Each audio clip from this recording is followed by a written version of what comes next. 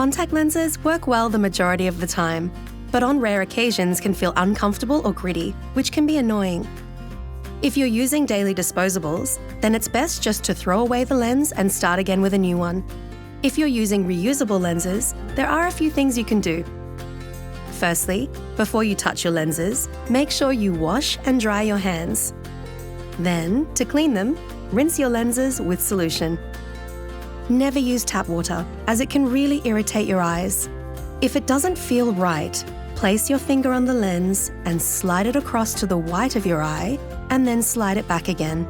This gets rid of any air bubbles. But if it's still annoying you, take the lens out and have another look. It could be torn or damaged. If it is, you'll need to throw it away. If not, give it another rinse with your solution.